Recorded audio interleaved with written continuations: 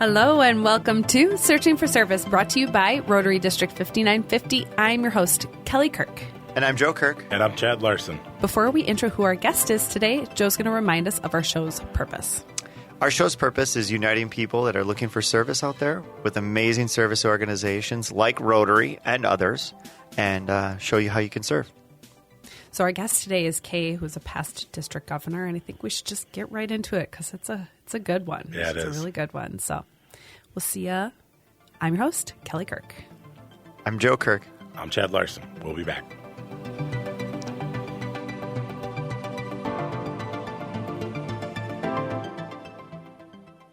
Are you ready to make a difference in your community? Rotary is a great place to get involved in your community and meet passionate groups of people, as well as individuals dedicated to service and fellowship. At Rotary, we believe in the power of teamwork to bring positive change. As a member, you will have the opportunity to participate in exciting projects that address local and global challenges. From supporting educational initiatives to environmental conservation, we tackle it all. Joining a Rotary Club means becoming part of a diverse family of individuals who share a passion for giving back and having fun while making positive impact. With projects and events that enrich your community, there's something for everyone, from local initiatives to international collaborations. It doesn't matter what culture or country you come from. What matters is that you want to belong to a group that strengthens communities and creates lasting change. There's a place for everyone at Rotary, regardless of age or background. Learn more by searching for a Rotary Club in your community and visiting. Together, let's make a difference. Rotary, people of action. Show off your Rotary Club spirit with Russell Hampton Company. They're the world's largest provider of licensed Rotary items. They make everything like hats, jackets, shirts, banners, and more. Russell Hampton Company is a fourth-generation family-owned and operated business founded in 1920 by a member of the first-ever Rotary Club in Chicago, Club Number 1. When you call Russell Hampton Company, you get more than just a company. You get a fellow Rotarian-owned business who's there to help. No matter if you're ordering for your entire club or just yourself, no order is too big or too small. Not sure what your club needs? Their team members can help and customize just about anything. They live by the Rotary 4-way test. They also give 10% of all purchases back to Rotary to support Rotary's global work. So remember, Russell Hampton Company is your one-stop shop for all things Rotary. Learn more at bestclubsupplies.com. That's bestclubsupplies.com. Russell Hampton Company, Rotarians serving Rotarians. Rotary is a place for all community-minded people who want to serve their areas with the support of an international organization. Join Rotary to find service. Join Rotary to find inclusion. Join Rotary to find leadership. Join Rotary to find fun. Join Rotary to find friendship. Join Rotary to find a better version of the world. Find a Rotary Club near you at Rotary.org and click on Club Finder. There is a club out there for everyone. Find your fit with Rotary. Rotary.org. Hello and welcome back to Searching for Service, brought to you by Rotary District 5950. I'm your host, Kelly Kirk. I'm Joe Kirk. And I'm Chad Larson. Before we dive into who our guest is today, Chad is going to remind us of our show's sponsor. We want to thank the Russell Hampton Companies for sponsoring the show. The number one printer for Rotary licensed gear in the world. You can see if you're watching online some of the swag they've printed for us. You can check them out at russellhampton.com or bestclubsupplies.com. Check them out, and we want to thank them for sponsoring Russell Hampton. And don't forget about them for your own personal business. They do also print for businesses. Thanks, Chad. Thanks, Joe. Today, our guest is Kay Biga, and she is the District 5580 governor for this current year. Past. Past. 22-23. She's recovering from Thank her. you, COVID. It's just, I can't even use the excuse anymore for COVID. But no, you really can't. We are. I know. Everyone's rolling their eyes right now. It's fine. Go ahead. But Kay has a specific topic that she wants to talk about. Before we go into that, we want to allow our listeners an opportunity to get to know you on a personal level, Kay. And so I'm going to ask the first question. It's pretty simple. Can't wait. Where are you hailing from right now as you are on this podcast? Show. Well, I live in Duluth, Minnesota. Okay. I'm in my office. I'm an attorney, and I work in my house. So here I am. What type of law do you practice?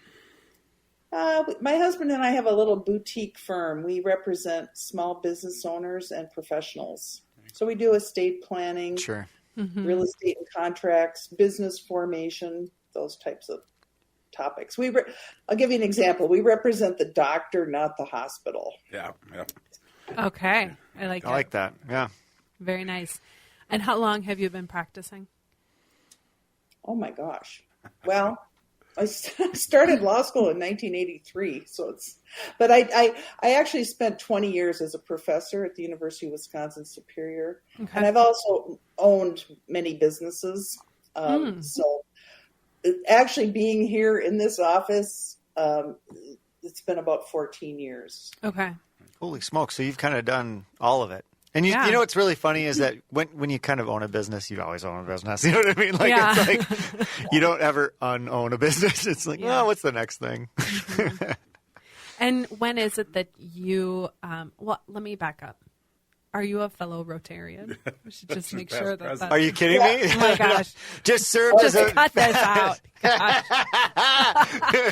Can you tell that it is a struggle for me right now? We're working. I have a little funny story about how I became a Rotarian. If you don't know me, let's do it. I don't. So back in the day, after women were admitted to Rotary in the late 80s, and for the 100 years before that, if you were going to get into Rotary, somebody had to propose you. You couldn't just be, hey, I'm Kelly, Joe, and Chad, and I want to be in Rotary. Okay, somebody had to identify you, vet you, and you didn't even know this was happening. So anyway, there was a guy up here at the TV station, Joe Golden, who went to my mother and said, hey, do you think Kay would like to be in Rotary? Because it was secret. I wasn't supposed to know about it. My own mother said, absolutely not. She's got 3 kids. She's running our family business. She's simply too busy, would never consider it. So I never heard about this, right? Because it was secret. So about 10 months later, I find, this has happened. And I was like, I want to be in Rotary, right? And I've been deep sixed by my own mother. Right. So anyway, I get in, and the punchline is, what do you think my mother did right after that? Oh, Joined? She joined Rotary. Oh, she did. She did. Oh yeah. It seems so hypocrisy knows no bounds. She's 86 years old. She's in the Superior Wisconsin Club. She gets the most auction prizes of anybody. Oh, that's so great. Been a great Rotarian all these years, but literally, if I had not found out they had wanted me, now it's a lot easier because you could just say, hey, I'm here, I'd like to join, but not back in the day. So it's so interesting, and I'm writing it down that there had to be this proposal, and it was more of like this secret formation. It's like underground almost. You're like, what? Well, I visited a club in New Delhi, India, and it was a very unusual club because everybody in there they were husband and wife. There were no single people. And 2 strange things about it, that there's no singles. And I said, well, how come that? Why did you do that? Well, because they didn't want anybody poaching their spouses. If you get what I mean. Yeah. They didn't want dating action. They didn't want dating action. We're not going to let a fox in the hen house, if you know what I mean. Like, the other part was, in order to get into this club, you had to show your personal financial statement. And they would decide if you had enough money to join that club. Gosh, is that like a co-op? Wow. Yeah. Right. Interesting. So, very interesting. anyway, I've learned a lot because I've visited a lot of international clubs, and I visited the 62 clubs in my own district in this last year and a half. So, how many miles did you put on? Sorry. 13,500 miles. Of course you tracked it. Yeah. Well, Mile IQ. Now I have sciatica down my leg because of that driving. I went to North Dakota 11 times because if you could just go around, in my district, District 5580 has the largest geographic district in in the United States. So it's the whole state of North Dakota, top half of Minnesota, clubs in western Wisconsin, and 4 clubs in Canada. Fun. 3 in Thunder Bay and 1 in Nipigon. And so, but if you could go logically, like go to North Dakota for 2 weeks and hit all the clubs, but you have to go when they meet, right? Yeah. I'd be driving over there. My number one stop is I would go to the Starbucks in Brainerd. That was my coffee and bathroom stop every trip. But it was quite an effort, but it was a great experience. Well, So. what about visiting all of the clubs? Like, what was your biggest takeaway? Because, if your only experience is your own personal club, you have kind of a jaded experience of Rotary, right? Because it's so different wherever you go. So what did you kind of gather from all of the clubs? Yeah, well, I don't have that jaded look, because when I was a professor, I actually wrote a journal article so I could get promoted on the subject of service organizations and how they grow membership and things. And I actually 15 years ago started the Duluth Superior Eco Club. Okay. So we were the first environmentally focused Rotary. Now I just got the most recent update. There are 55 clubs in dozens of countries. And then there are another 18 clubs that have an environmental association. It's really taken off, but we were the first one in the world, actually. Wow. So I've thought about this, but when you apply to be district governor, they say, what do you want to accomplish? And 2 things I wanted were to improve our public image, like what you're doing, like what Lloyd and Tom or whoever has put, Julie and all the people that are working on your podcast, to get the word out about what we do. So, and that was hard because right when I got in the pipeline, COVID hit. Yeah. So, and we had clubs that wanted to just shut down. They didn't want to be hybrid. Nobody could work. Our first thing is we offered to pay for Zoom for every club so that we could get them meeting when everything was shut down. But my other big initiative was I wanted to increase the percentage of women in our district. And so I embarked on the last 5 years has been trainings, speaking, drumming it. We had 1,000 lawn signs that we put out around our entire district. And in a 5-year period, we've increased the percentage of women by almost 5%. Wow. That's moving the needle. Yeah. It's very hard to move the needle like that. And at one time when I was still the district governor, 3 of the 4 people in the district governor line were women. That's unheard of. Yeah. That has never, I think we kind of changed the conversation about who are potentially good candidates for being in the leadership. Yeah. Right. I have something called the Emily Standard. That's my daughter. And she actually was the first president of the Twin Cities Eco Rotary Club. Yeah.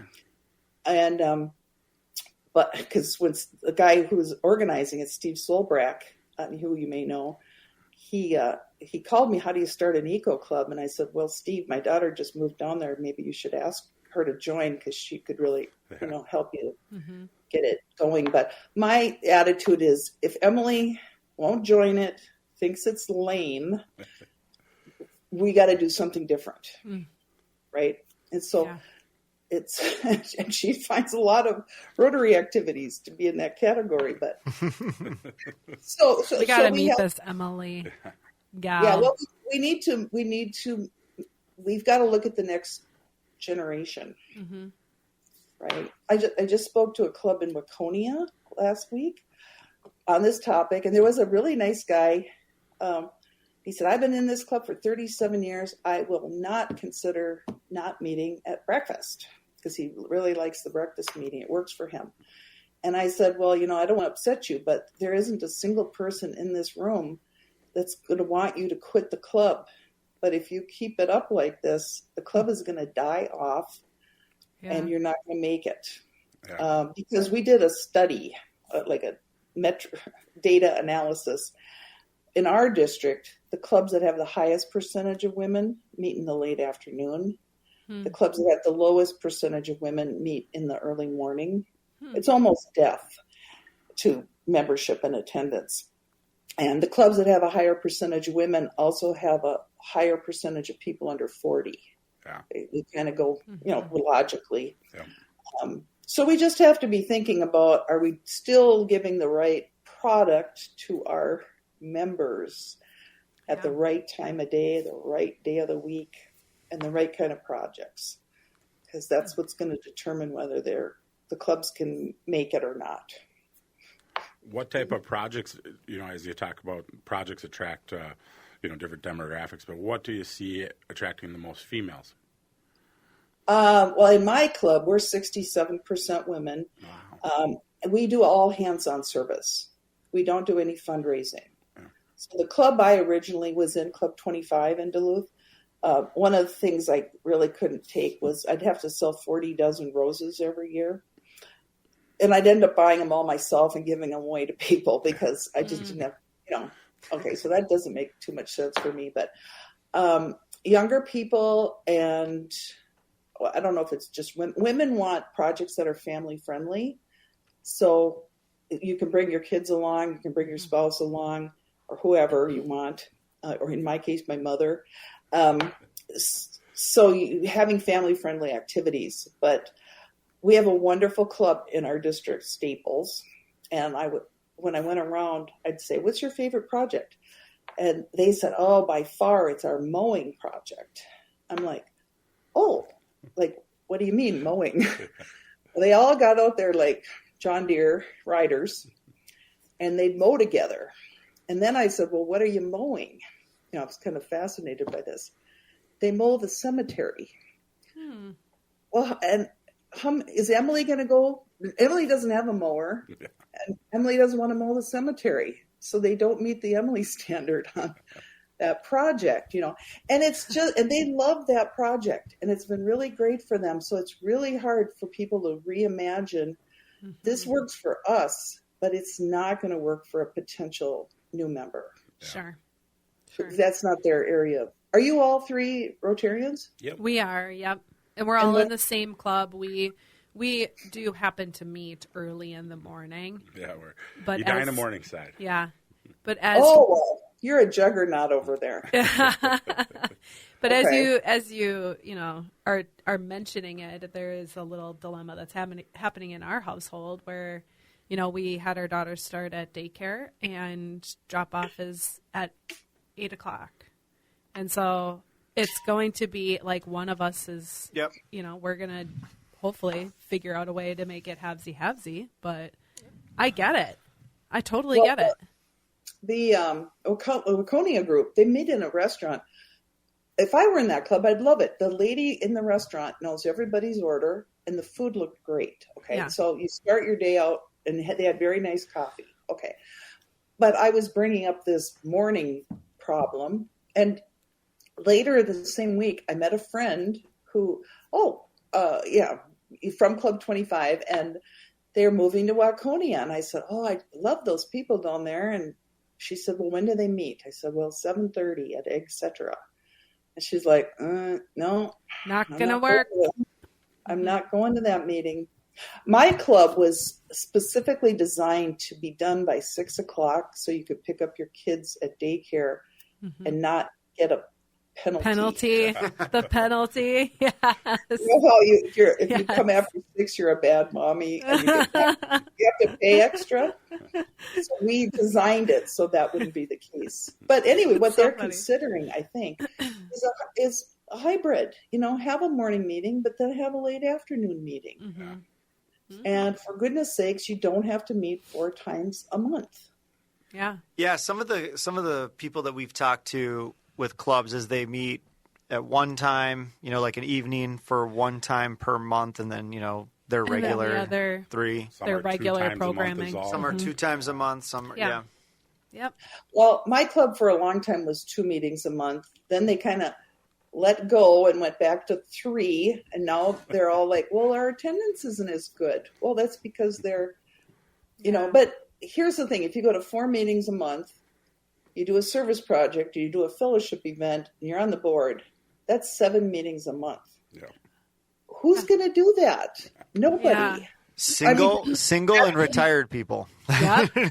No, Tom Gump would do it. Okay. Yes. So, or Lloyd, somebody that Lloyd Campbell, they've got the energy to do it, but most of us can't devote that kind of time to doing it. Mm-hmm. Well, and the three of us here, we talk a lot about this because we're kind of the anomaly, or like we're the member that doesn't feel great about Rotary just because of how much the commitment is, right? Like we've got kids and we all own businesses, and we all it's like there's a million obstacles that make Rotary more difficult than it needs to be. And yet we're the target demographic right now in terms of growth because we're the ones that also want to do things to serve our community and help. And so it's kind of that tension point, right? Like that we've hit. I actually think cost is probably the number one objection. Really? Like my club I just got my dues. It's $180 for district and is that a quarter? Dues. No, that's for the year. Oh, ours is like $250 a quarter. Yeah, exactly. And we have that kind of a spread in our district, but there are so many people that cost is an objection. Their companies, like when I started, my company would pay for me with my dues and such, and even help with the 40 dozen roses. But we wanted to create something that would be very affordable for people. And there's a good trend toward that. And then unbundling meals. Yeah. Where you don't have to have the meal cost included.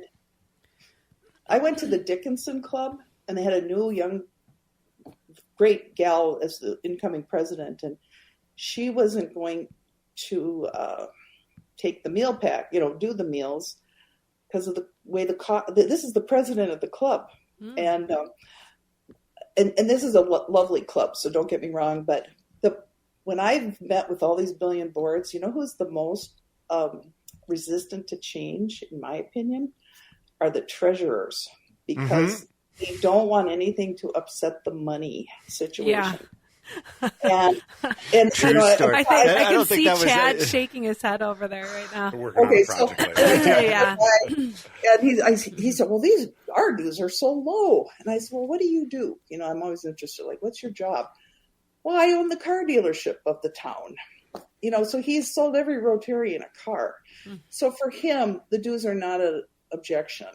Right. So, but I think, it's a silly obstacle, right? Like it's a silly obstacle to have the cost be the obstacle. Yeah. And so like if there's something that we can do as Rotary, as we're looking at things to make it more cost effective for people, to invite more and more people in, I think that's a kind of a no-brainer, right? Like, I mean, we fundraise enough money. We have figured it out. Okay. Like, yeah. But you're in a great club. The two Edina clubs are really juggernaut groups.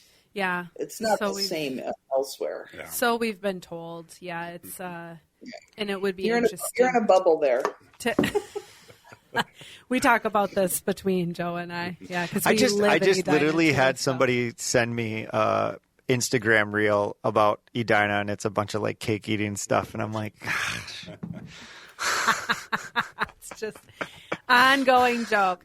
Kay, I think that we are planning at some point or another having the first woman Rotarian ever on this podcast. Now, have you been introduced to that individual or know of that individual? Way to put the screws to Tom and Lloyd for getting her onto the show. We've got Kay on here. We're going to do What's it. That? What do you mean, the first woman?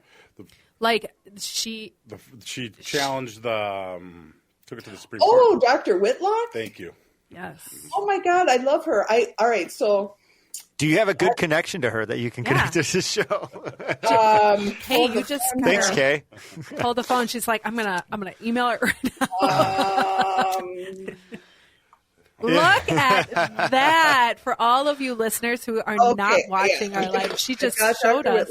Okay. Yeah, her business card. Last September, when we had our joint effort to try to get the international convention in 2029, I'm at the meeting in Edina, at the country club, and I don't know how. Anyway, I've talked about women in Rotary. Anyway, a lady out in Arizona invited me to be on the program with Dr. Whitlock. So in March, I was out there, and I had a one-on-one with her for an hour, and I'd never had a chance to meet her. But I'll tell you one thing. Well, she can tell you this story herself, but the thing that I was really surprised about was I said, geez, Dr. Whitlock, what did you have to do to get the Supreme Court to insist that Rotary admit women? And she said, well, that wasn't us. And I'm like, well, what do you mean? I thought she had, personally driven to Washington and headed to the Supreme Court. The reason the case went there was that Rotary kept appealing the fact that they had won at the lower level. Really? It was Rotary's desire to keep women out, the organization, that they spent all that time and all that money. Now, in retrospect, would you think that was a good use of your time? But they were afraid to lose. I know personally people who just quit Rotary when women were admitted because they could not contemplate such an organization. Unreal. And now I always hear, women do all the work, so we love having them. But do they put them in the leadership? Well, maybe not. It has to be very conscious, and I think the fact that Jennifer Jones is the first president and now Stephanie Urchik's coming in just 2 years later, that is saying, okay, Rotary supports women in the leadership of the organization. What they don't tell you, this is kind of on the dirty secret side of stuff, is how many clubs in the world do not allow women members. You guys know? I'm no, willing but I'm to sure learn. you're going to tell I'm me. willing to I've heard learn. a couple of stories, but Let's go. Not at scale. Yeah. No, you don't know? No. Nope. Okay. Well, there are a couple in the United States, the ones that still have held out because they don't care what the Supreme Court had to say about it. And I heard Jennifer Jones saying, and I was listening to something she was being interviewed for, and she said, "I'm not afraid of those guys. I'm going to go to those clubs." And I'm thinking, you know what? You're the president. Shut them down. Yeah. We don't need them. But I think the big worry is you're going to lose membership and you're going to lose money. Yeah. But we have 35,000 Rotary clubs, and somebody at headquarters told me there are, and they made it sound like it's just a few clubs in Germany and South America. There are actually 4,000 clubs that do not allow women around the world. It's more than 10%, Gas. isn't it? Yeah, I know. Well, and that's what the staffer told me. So, I guess there could be There could be more. It is a lot, and nobody talks about it because they don't want to. When you're trying to affect change in an organization, how hard do you hit it? Yeah. Right? Do you just chop them off at the knees and say you're done? Or is it a slow little peck? Just keep right. But we were talking about, well, if it's Kay's way, it's the velvet hammer. Kay's doing, yeah. Well, we don't need them. We just, and what I find really amazing is at this age of my life, I'm like a change agent when I go out and speak to groups. They haven't thought about these issues, and I've thought about it for a long, long time. So yeah. Now, have you met Sharon Bloodworth?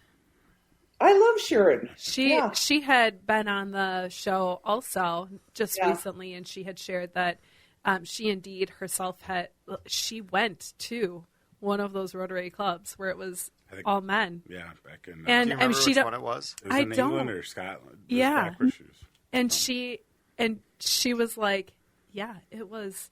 She goes, "I don't care. She's kind of a no barriers kind of gal, and I appreciate it about her."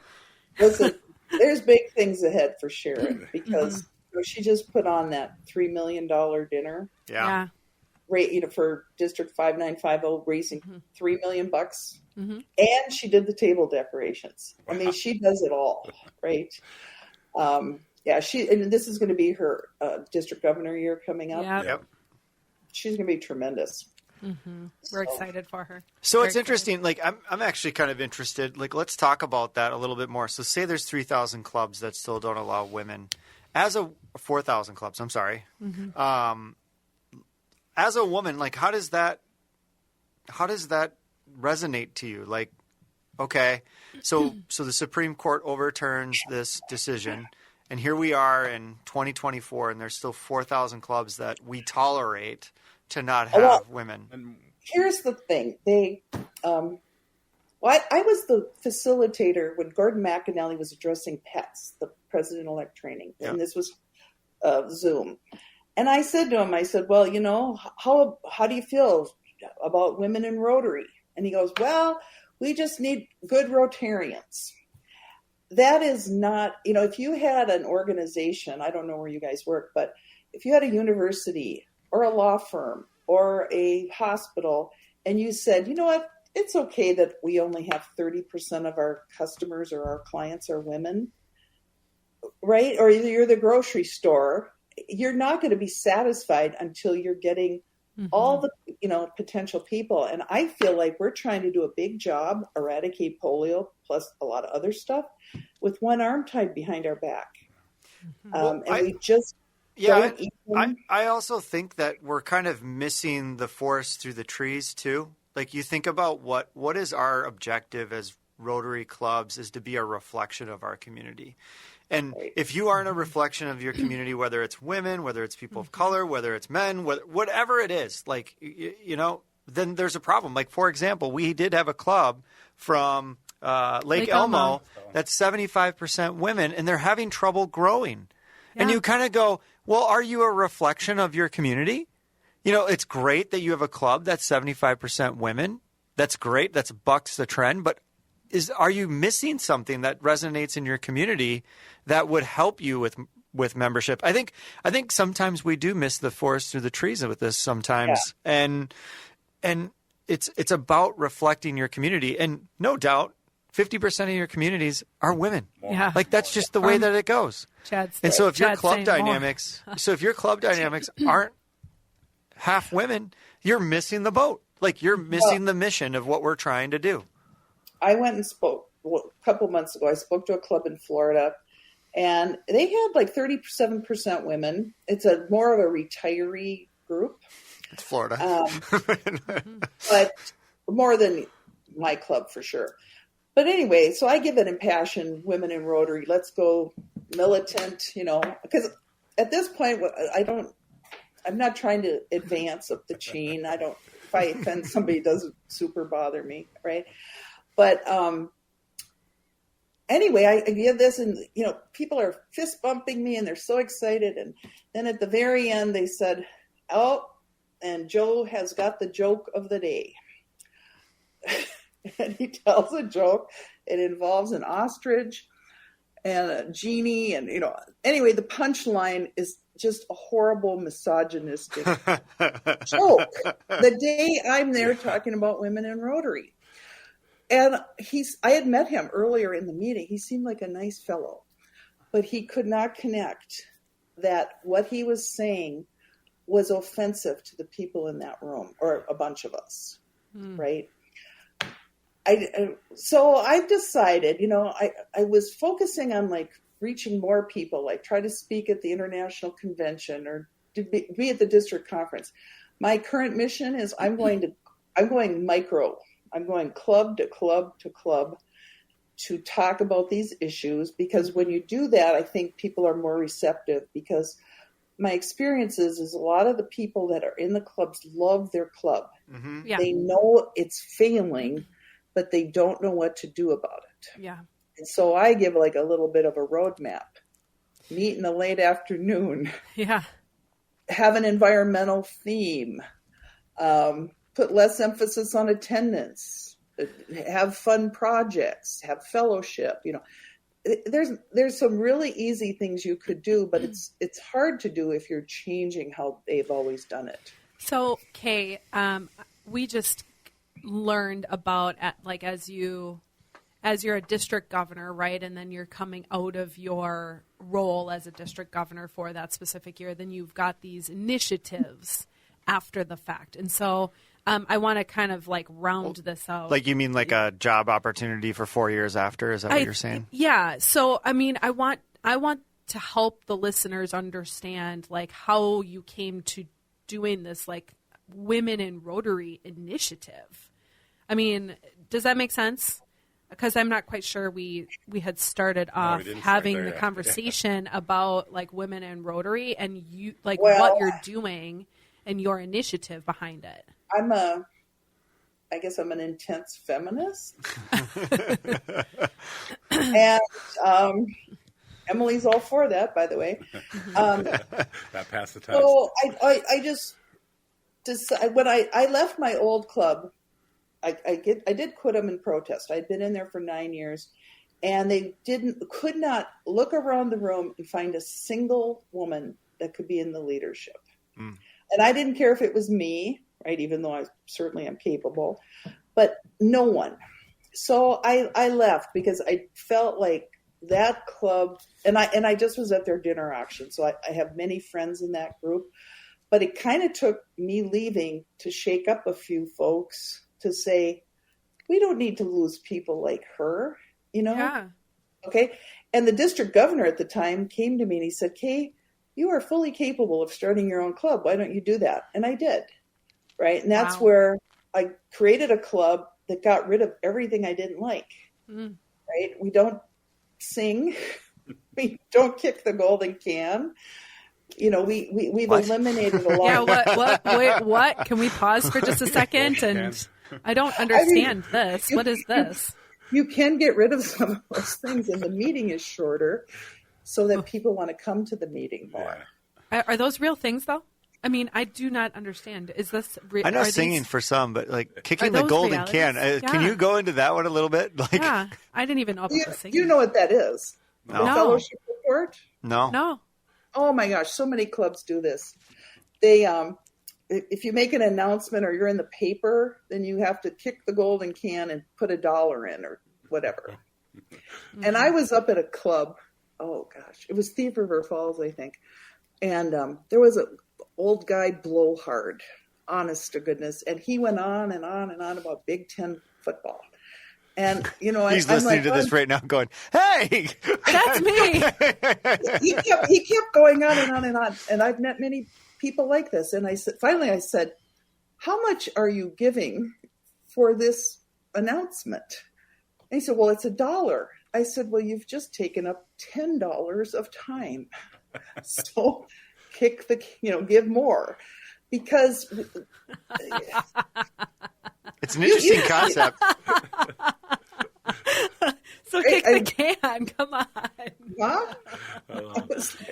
That's good. No, okay, back to Women in Rotary. Yeah. Well, so you just have to, and I did find at almost every meeting, somebody would come up to me and they'd say, you know, I've been in Rotary for 30 or 40 or 50 years, and that's one of the best district governor speeches I've heard. Now, I don't think it was because my speech was that great. I think the bar was low and too much statistics. And so I told some stories, but there was a club I visited in Accra, Ghana, and it was a new club, like 4 years old. They met in a hotel conference room, no food. Anyway, we get there, and immediately they all start singing for a half hour. And we're all my mom and my daughter and my husband and I were all startled.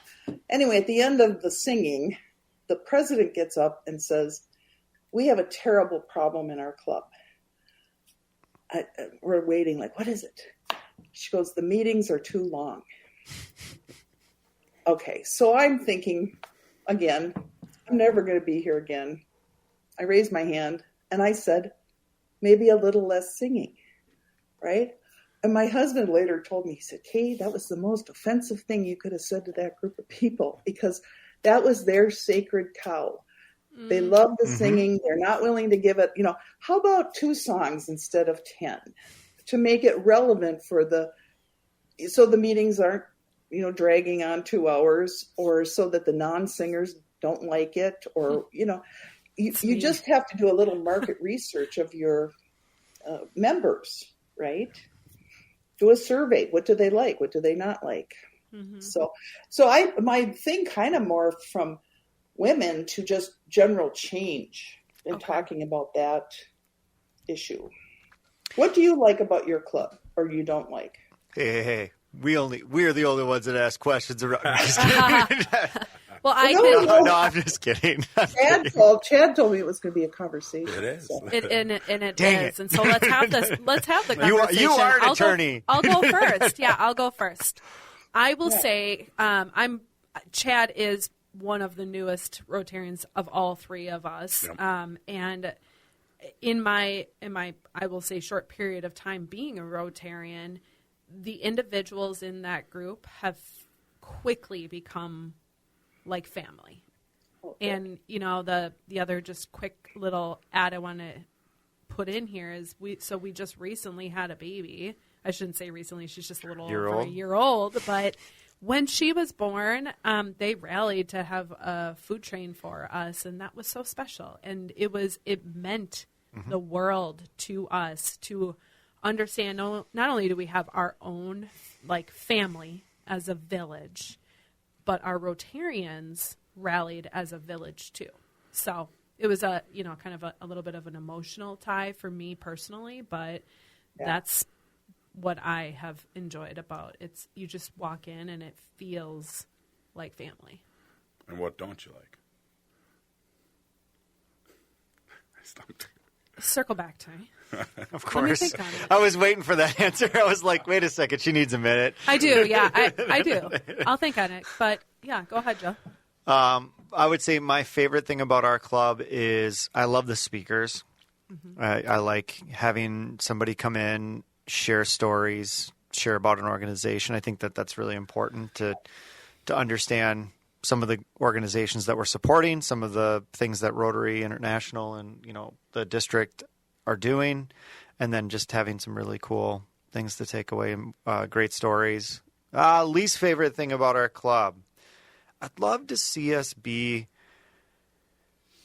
more sincere in our adaptability.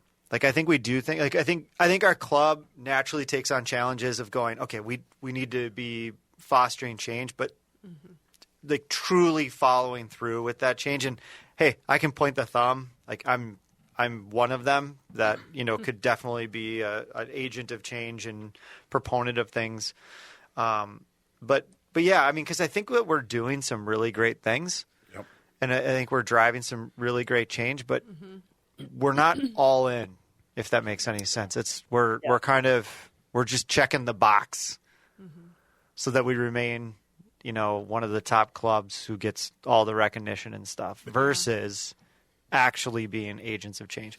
Sorry, Edina Morningside, that was just a little truth bomb. And I think if we all soul search that, it would be honest and accurate. Okay.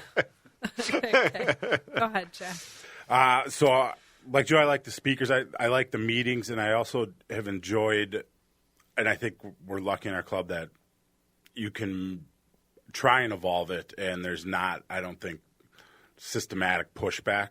And there's, you bring ideas, they're receptive.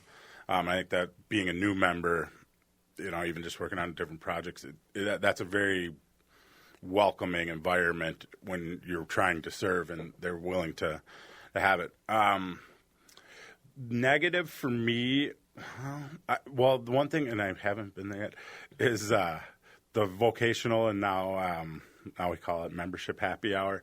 I think we need to do a better job of inviting more people and really communicating it better, because I think it's becoming a larger component. Yeah, but we've talked about this not just at not in the club level, but Rotary seems to shy away from the networking aspect on top of things, and that it's, we are there to serve and we do a ton of stuff, but there's more to Rotary than just that. And so I don't know that it's just our club, but that's, I think, something that, along with not being a good promoter of themselves at Rotary, I also think there's this culture that doesn't, and I understand how that stuff works, but that would be my. The newest club in my district is called Missouri River. It's in Bismarck, and what it was a bunch of people who used to be in like a BNI networking kind of group. Mm-hmm. And I think that fees got really out of hand. So They have, yeah. Our past district governor, Blaine Johnson, worked with this group to make them Rotarians. And the way he explained it to me is kind of like getting back to the days of Paul Harris, where you, it was for networking. Yeah. And that's why there were people from different professions, right? So that you weren't all dentists or all attorneys or whatever. I kept asking him, well, what's the Rotary component of the new Rotary Club? Mm-hmm. And I think they've got the networking piece down. And I'm sure the service will come along, but it's a really different model than what we've been seeing, kind of lately. But it's interesting, like what an interesting model though, because you go, all right, BNI just like more than doubled their fees. And you go, all right, you've got an organization like Rotary that's full of support and organization that can help you organize. Mm-hmm. And then you can facilitate more of a BNI setting, more of a networking setting. But the other side of that is to go, how do we still honor Rotary and make sure that we're a service-minded organization? And that could be as simple as like, 1 out of the 4 times you meet, you go do a service project or something like that. Right. Like, I don't see how that's a but what an interesting model. Like that, I've never thought of that. Mm-hmm. Yeah. When I talked to Dr. Whitlock out in Arizona, the one thing I said, and this lady's 89, she's going to the Singapore convention, she's great. But I said something and she went like this, and it was that my club doesn't fundraise. And that was how it was designed. Mm-hmm. Now, for traditional Rotarians, that is what they think Rotary should be. My vision was we should do hands-on service. Yeah. And we will be able to keep our costs lower for the members, and we're going to be able to attract people who typically weren't Rotary members in the past because they couldn't afford it. So can you talk a little bit more about that? So do you guys just partner with other things? Like, do you just provide human resource? Like, hey, we've heard about somebody, or like, are you putting on the projects, or are you just partnering with other organizations? We do a project a month. Okay. And we have to we've got a project gal. We got to rein her in because she will do 3 projects a month because she loves projects. Okay. But we do adopt a highway. We ring bells for the Salvation Army. Mm-hmm. But a lot of our things are environmentally related. Mm-hmm. We've pulled a lot of buckthorn over the years. Lately, we had a whole series of building bee pollinators, mm-hmm. right? Hands-on, build the thing, put it in a good location. So, but it allows people to use kind of a sweat equity. Sure.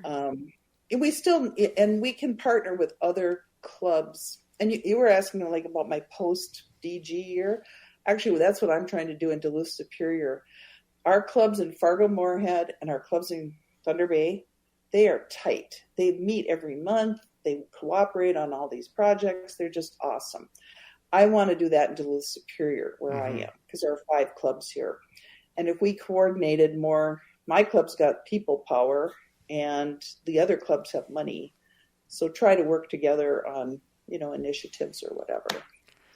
So Kay, one quick question. Since we answered the question, can you answer the question for your club? What's your favorite thing, and what could be improved? Opportunity.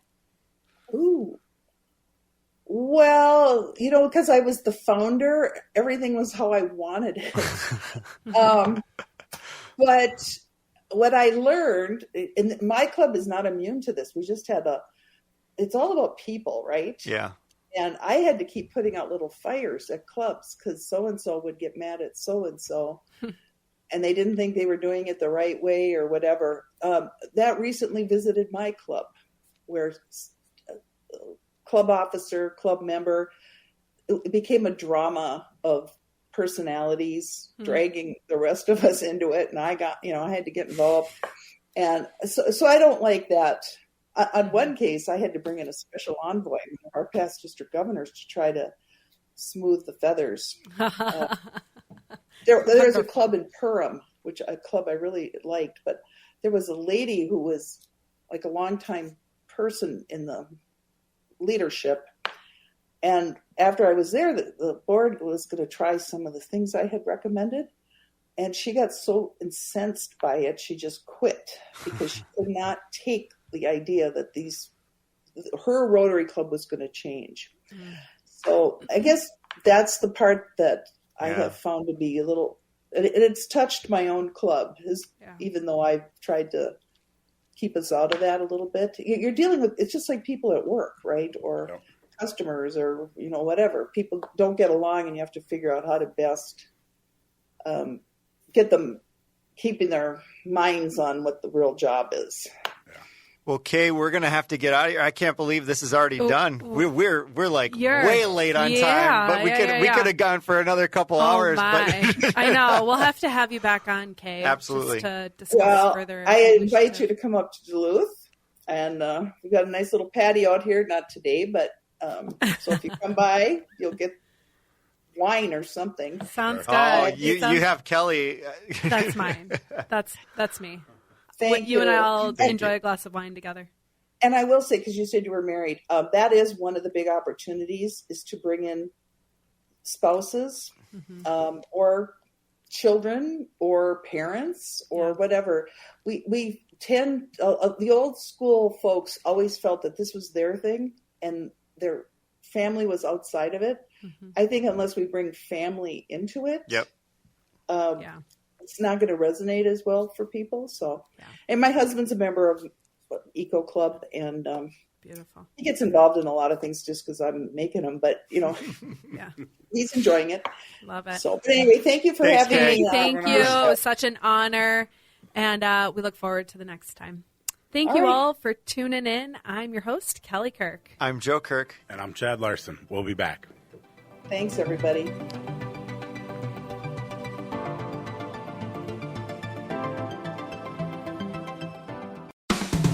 Up your game and show off your Rotary Club spirit. Did you know there's a one-stop shop for all things Rotary apparel?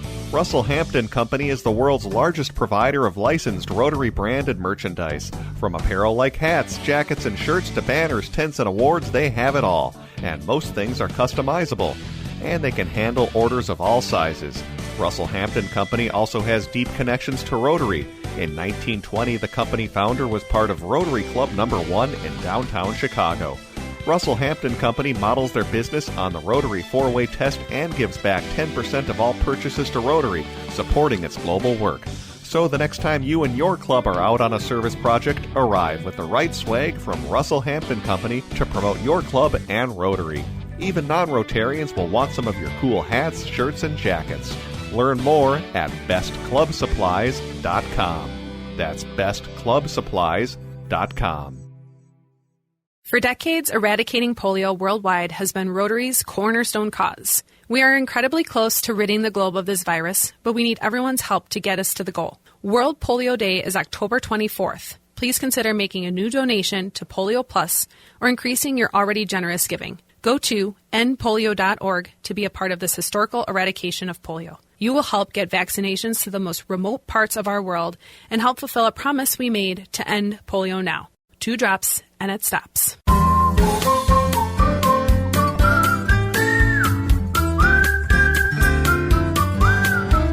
Is it the truth? Is it fair to all concerned? Will it build good? Will it better friendships? Will it be beneficial to all concerned? When we pay it forward, it will be returned. Join Rotary to serve your community and the world with honesty, fairness, and goodwill. Our 4-way test guides our actions every day. Is it the truth? Is it fair to all concerned? Will it build goodwill and better friendships? Will it be beneficial to all concerned? These values underpin our commitment to making a positive impact on the world. Learn more about your local Rotary Club and stop searching and start serving. And the song you're hearing right now was performed by the Rotary Club of Saskatoon, Natuna in Canada. When we pay it forward, it will be returned. Hello and welcome back to Searching for Service, brought to you by Rotary District 5950. I'm your host, Kelly Kirk. I'm Joe Kirk. And I'm Chad Larson. That was a great interview, but we really don't have much time left because we really ran long with Kay. So it was fun to have her on, though. It was. Yeah, we hope that you enjoyed that episode as it was a long one. Don't tug on Superman's cape and don't mess with Kay. I'm your host, Kelly Kirk. I'm Joe Kirk. And I'm Chad Larson. It's time to stop searching And start serving. We'll see you next week.